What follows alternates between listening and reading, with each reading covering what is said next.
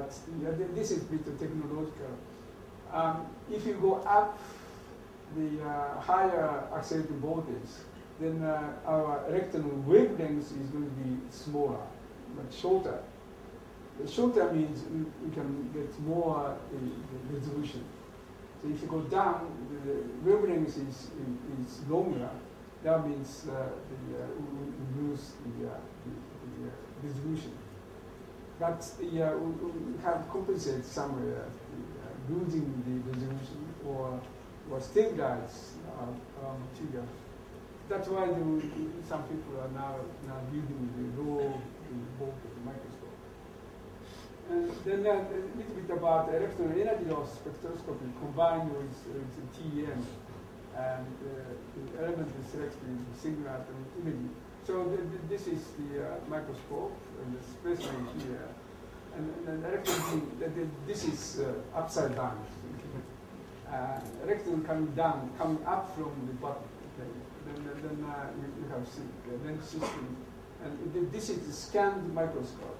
The electron beam is not parallel. It's highly focused. Then this one is scanned over the specimen. So this is what they're doing. These are specimen. This beam is scanned over the specimen. And behind that, we have a magnet, and then we have the spectrometer. So we separate the electron speed or energies. Then we record the spectrum. Then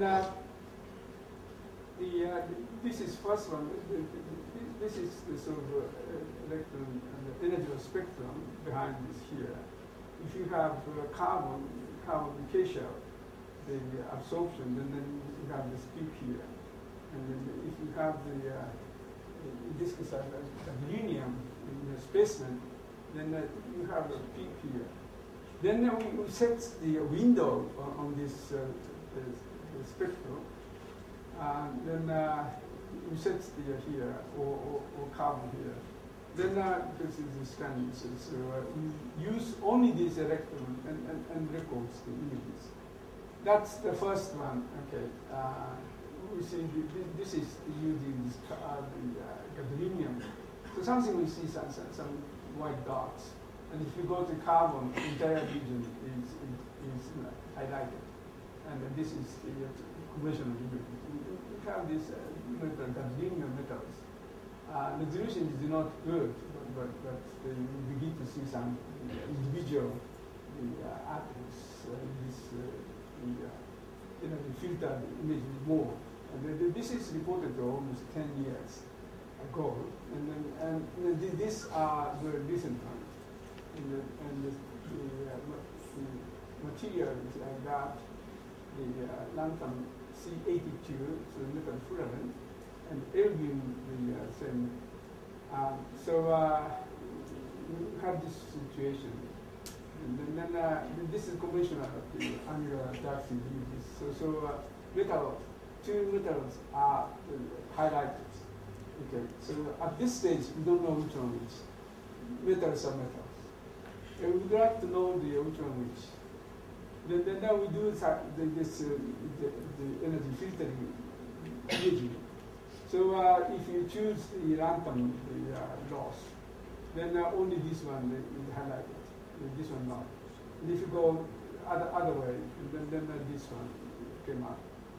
So in this way, really we can analyze individual metals. So this is what we call the ultimate elemental analysis. It's not a group, but it's individual. So if you go carbon everywhere, so entire regions are highlighted. Not only that, also we can distinguish the valency. Same atmosphere, if you have 3+ or 4+, so this chemical shift are also seen. This one is the spectrum. We have two, and then one is this one. Lanthanum is in here, but we are talking about the cesium and edges. Okay. And so we have this peak. And now we try to understand which one is the 3+, which one is the 4+. Then in this case, we use the known structures. Then recorded the spectrum. The specimen like cesium CN3. So we have cesium 3 plus. Then the 4 plus here. Then 4 plus, the black lines give us this peak. The 3 plus, red one, slightly shifted. Okay? So this is corresponding to our recorded spectrum.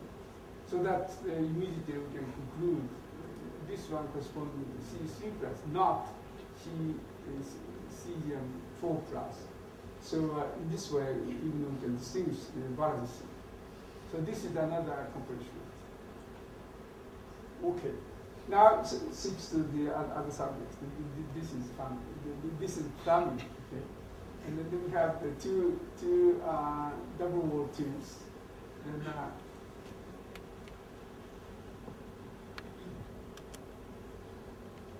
right, you see. So they join together. Okay. And this is double wall, but here we have the single wall. Similarly, so in principle, theoretically, we can make any longer tubes by just joining. But reality is not so easy. There are some tips to do this. Okay, the experiment is, it goes like that. Here, this is the in situ microscopy experiment.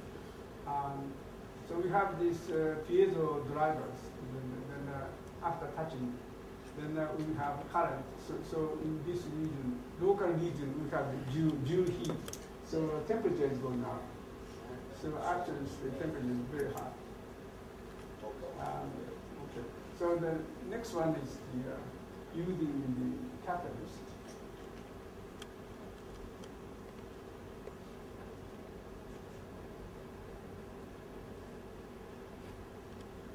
So this catalyst particle, this is tungsten. So they do a lot.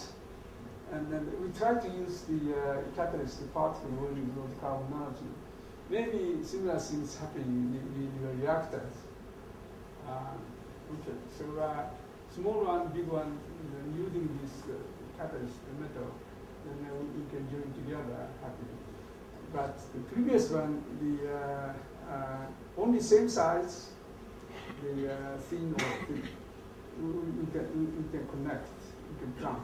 But in this case, the small one, big one, if you have this catalyst, then we can also connect. So in this way, we try to understand the role of catalyst in these reactions. But this is in my title. I took a picture, the video picture. Okay, we did a similar experiment. Here we have nanotube, multiple carbon nanotube. Here is thermostatic, and then this appears the driver. So we move and we touch to the tips. Then after that, we have current, so that locally we can heat it up. So heating experiment. So actually, this is multiple carbon nanotube. We have fluorine somehow. These are not junk. These are tungsten atoms. Okay. And this region, I have a video. So I put up this in my title. Okay. Two, this one has some dark objects. This is the tungsten metal atoms. So they are, again with this, growing larger and larger. But I'm repeating this one. At the beginning, almost the same size. Then this the catalyst, the metals, jumped on the surface. Then these started to grow. So this is really we're looking at the catalyst reactions almost in real time. So then yes, at the beginning we have this, and already we have the metal atoms on the surface. Then as time goes on, then this one end up with much larger fluorine molecule. So if you're interested in the molecular dynamics, then you can play with these kind of observations. So we suppose we did this simulation. So surface we have metal atoms, which is tungsten, and probably we have the dimers, carbons, and then this trapped the first stage. The first stage is trapped. Then probably this is inserted into the regular network of fluorines, cage structure.